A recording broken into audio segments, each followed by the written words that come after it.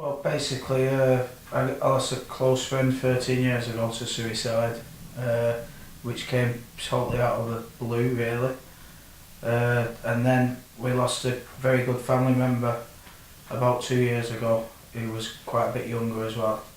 So your friend who you lost about 13 years ago was involved in the Barry Burnell case? Yeah, well, at the time we didn't realise that he was. We didn't realise why he committed suicide, took his own life.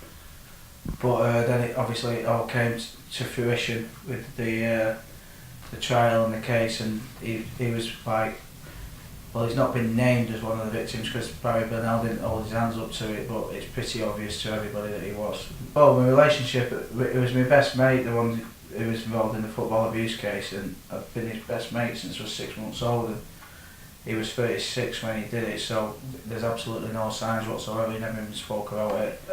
And at the time, going back 13 years ago, I was obviously a lot younger, and I had a young family, so it didn't really hit me hard then. It was only this last couple of years that it's all come out that my friend had actually been abused, and he must have been going through hell. That it's affected me, and it's affected me quite badly, really. I've had to have some sort of, I'm having ongoing therapy regarding that, because it's just, and then with the young man who did it 2 years ago, it was still, because I was just getting to dealing with my older friend, it brought it all back, really. So I see a therapist once a week now, and I have done since last June, and that helps a lot. It's somebody you can talk to and they don't judge you and they listen. It definitely helps. Mine's been funded by the Offside Trust and the Sporting Chance, so I mean it's quite expensive, the therapy sessions I'm undergoing, so not everybody is really. I wouldn't have been able to afford it. It's quite astronomical, the prices, but it was something that I probably put off for too long, thinking that I didn't need to speak to somebody independent about it and I could just get on with it, but it wasn't the case. Eventually my world came crashing down in quite a big way.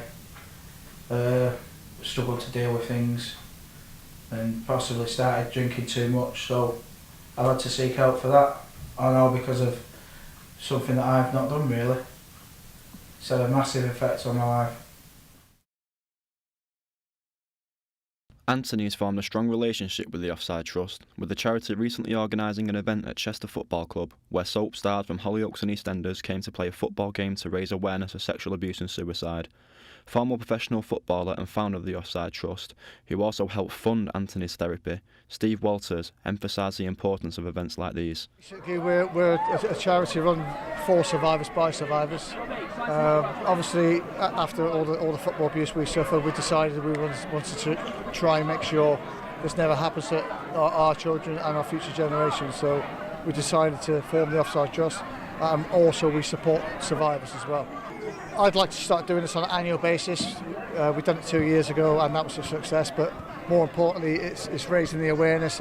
We've integrated quite a few new survivors today.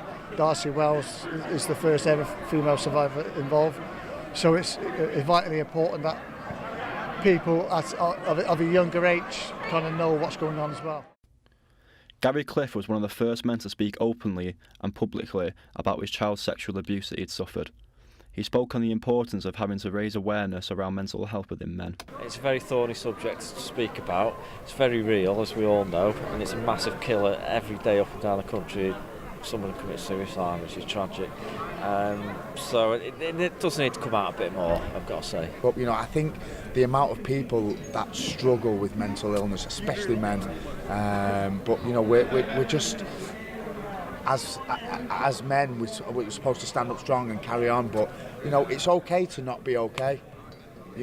Because the pressure now of the world and social media and being a man in general. I mean, I think everybody in some at some point of their life goes through mental problems, mental health problems. I've been through it myself at some point, and the mind is a very, very, very powerful tool, and if we let it run away with us, it can cause serious problems. And if you wake up in the morning and you have a negative thought, it can manifest throughout the day, and by the end of the day, you're not in a good headspace. And I think it's about controlling that and trying to learn how to control it. So I think we need to kind of get more awareness and more charities involved in that.